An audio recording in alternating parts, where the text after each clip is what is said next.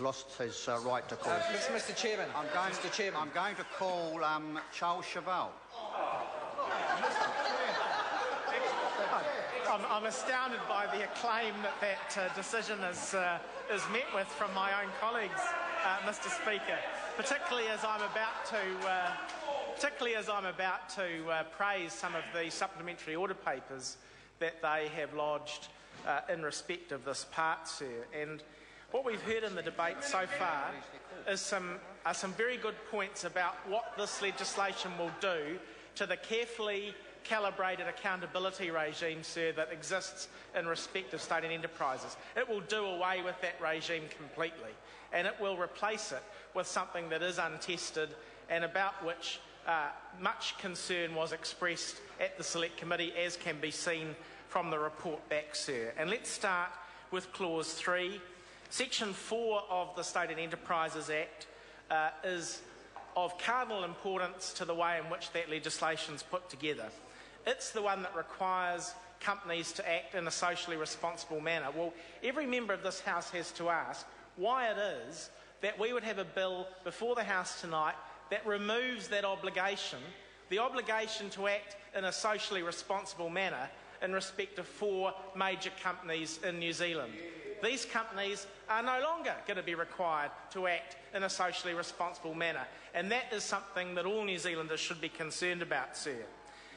The other problem with exempting these companies from Section 4 of the State and Enterprises Act is that they're not going to be required to be good employers. So not only will they not be required to act in a socially responsible fashion, they won't have any good employer obligations placed on them either.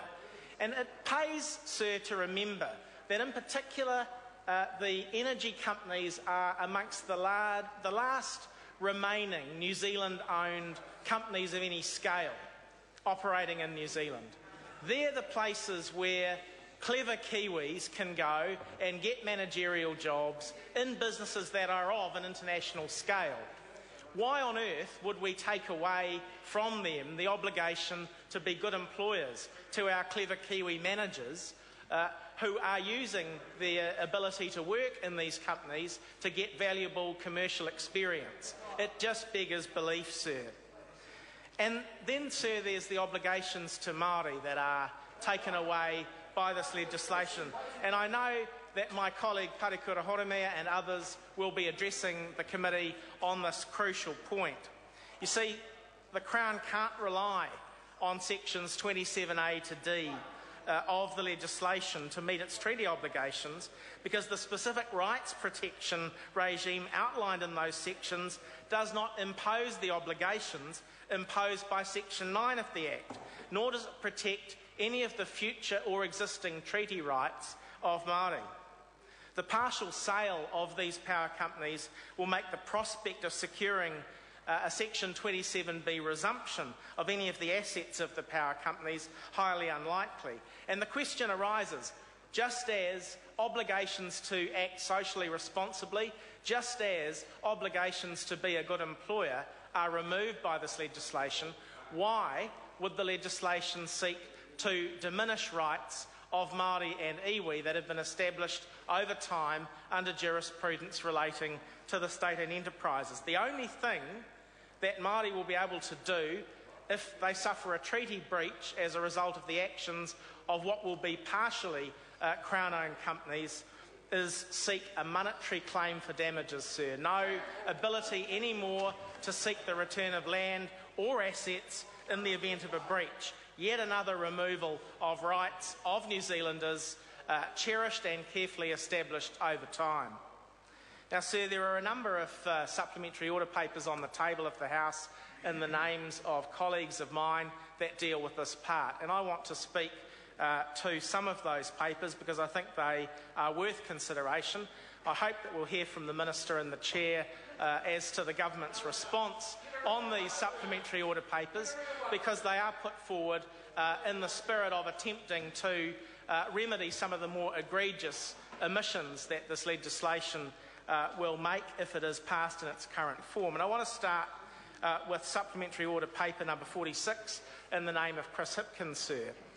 It's a supplementary order paper that would basically make these mixed ownership model companies subject to the Official Information Act, and it's mirrored by, Mr Chairman, thank you, sir. It's mirrored by Supplementary Order Paper number 54 in the name of my colleague Ian Lees-Galloway. Now, the power companies that are subject to this bill are core strategic assets.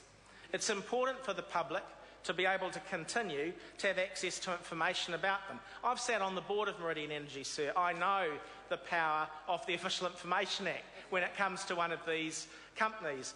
Boards and management take great care about the transparency of their decision-making processes, not because, as Mr Goldsmith said, of the continuous disclosure obligations that the companies could be subject to if they were listed on the open market, because frankly the Official Information Act is a much more immediate remedy than that. It's backed up by the remedies that are provided for in respect of the Ombudsman's Office's operation.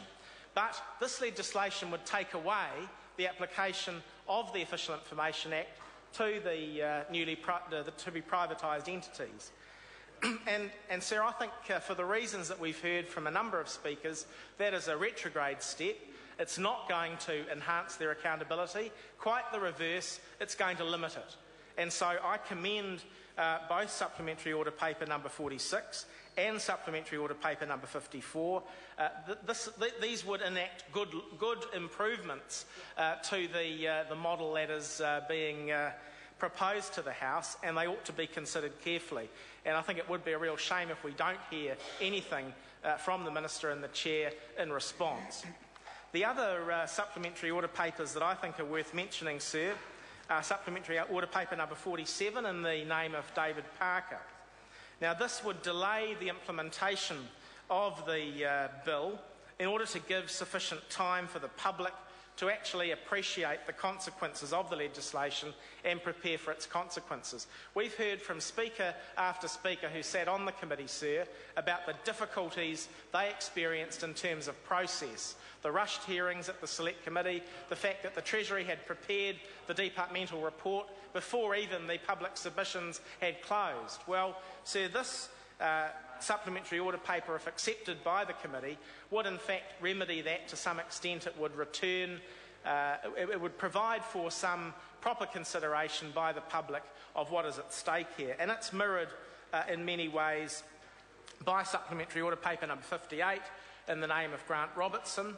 That supplementary order paper would send the bill back to the Select Committee in order to ensure that it's been thoroughly checked for mistakes. How many times, sir, have we rushed legislation through the committee or through the House only to find that a patch-up job is needed in a Statutes Amendment Act, or worse, some sort of urgent specific legislation that is required? And, sir, I just do not believe, given the speed of the process, that that won't be the case here, that it won't be necessary at some point for the House to come back and look at the legislation in detail to ensure that mistakes have not been made. So I think the contents of Supplementary Order Paper number 58 are well worth some thought. Again, it would be useful to see the Minister get to his feet and respond to the contents of that SOP. There's another excellent Supplementary Order Paper at number 45, sir, in the name of David Clark.